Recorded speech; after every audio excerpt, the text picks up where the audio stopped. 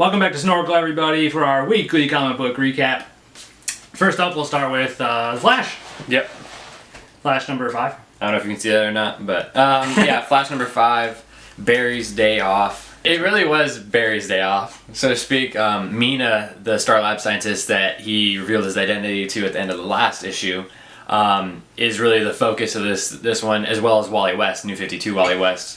And they developed a relationship which is interesting to watch, and I thought that was kind of like the best part of this issue.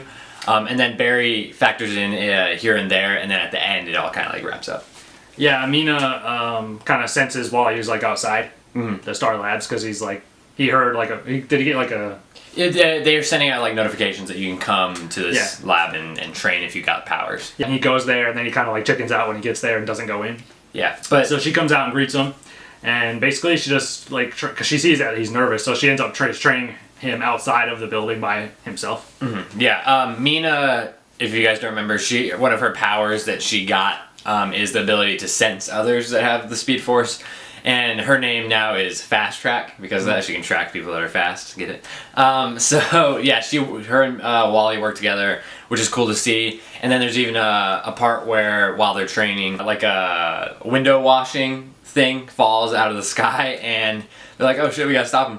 And they run up the building, and while they're running up the building, I'm like, how's this gonna work? Because I don't think they're strong enough to catch these big guys that are falling, because it's the kid and a woman, obviously.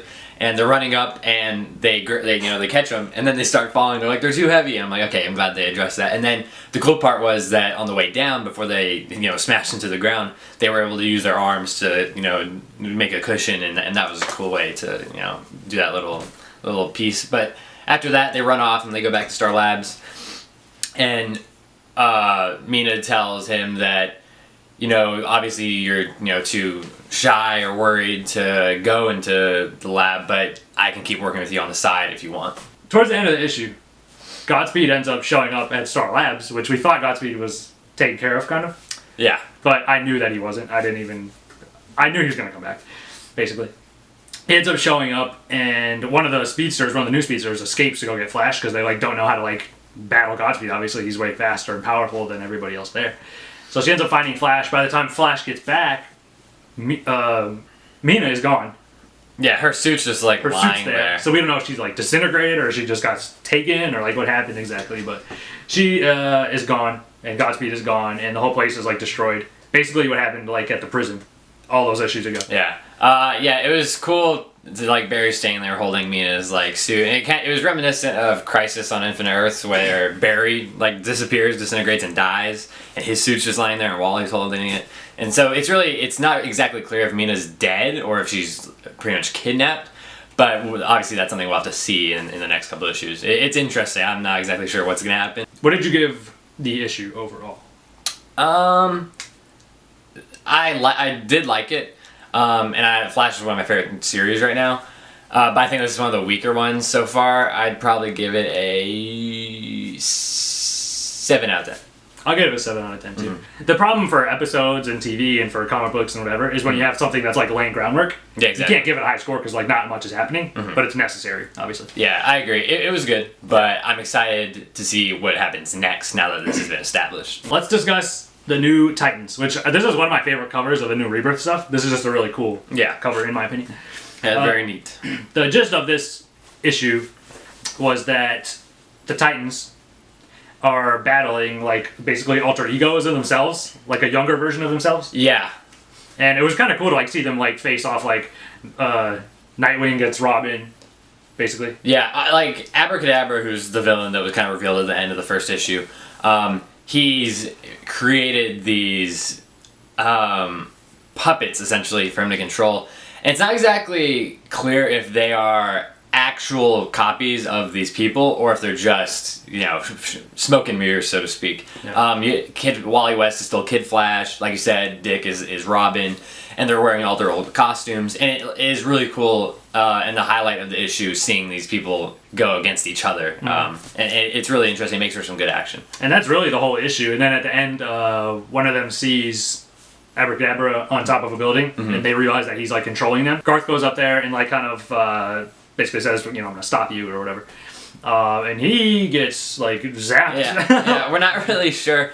It's this huge splash panel on the very last page, and it's really cool. Abracadabra says he's about to kill Garth, and then he gets like he looks like he's about to be vaporized. Yeah. And Wally West comes charging in and like is trying to like save him, tackle him, and he's like wrapped around him. So I don't know what the hell's gonna happen. I mean, I can't imagine Garth's gonna die, but it made Abracadabra seem more badass and more like he's willing to do anything.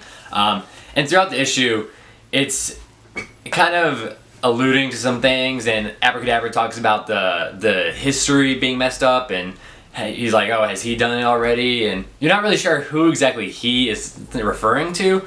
Because he's talking about like timeline stuff. Like, oh, like one of the things was Kid Flash, or the Flash now, or whatever, met his girlfriend, or his love interest. Linda Park, yeah. Yeah, and Abracadabra was like, oh, he wasn't supposed to meet her, you know? Yeah, so it's unclear if Abracadabra is thinking, oh, I messed things up and I'm not doing my job correctly, or is he thinking about like Dr. Manhattan like interfering, or Wally West causing problems with the timeline? Yeah, and Linda Park kind of opens the book where she sees the younger version of the Titans, and she's like, what the hell's going on here? And she recognizes Wally West because he's wearing his old suit. And he's like, hey, I knew you, blah, blah, blah. And then they go on their rampage, and the regular Titans show up. And so it's kind of cool because there's so much playing with the timeline and history, and that kind of relates back to the Rebirth Universe special. And so it's a monthly issue, and now we have to wait a whole month for the next one, but I'm very interested in where the story is going. Yeah, this was tied into the DC Universe Rebirth issue, like more than any of the other books, which don't really have much to do with it at all. This was like the main story, it seemed like, for that. So, you know, we'll see where it goes. It sucks that it's a month long because I'm just not getting drawn into it quite yet, and you have to wait like so long. But I'm going to give it a 6 out of 10. I'm going to give it a 7.5 out of 10. I thought the action was great. There's some of the best action I've read since Rebirth. The problem for me was it was just too much action, and like not enough story was actually progressing. See, to me, I thought it did a good job of pushing the story along through the dialogue that was happening while they were fighting. I also read Blue Beetle. Johnny did not read it. My honest opinion of the book, I really like the artwork. I like the character of Jaime Reyes. I like the Blue Beetle concept. I like that Dr. Fata's in it, which I was really, really pumped about at the end.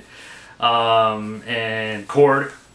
Ted Cord. I kind of like that character, but the way they progressed the book and the way it was confusing to me because Jaime Reyes, while he was the Blue Beetle, was battling like these two guys, and I think he was talking to Cord, and the Blue Beetle was talking as well, and Jaime Reyes, and just the way that like the actual comic book was laid out, I just couldn't like grasp who was saying what. It really started from ground zero, like on this story, like they explained everything. I'm really curious to see where it goes. I'm definitely going to give it, you know, another chance or two.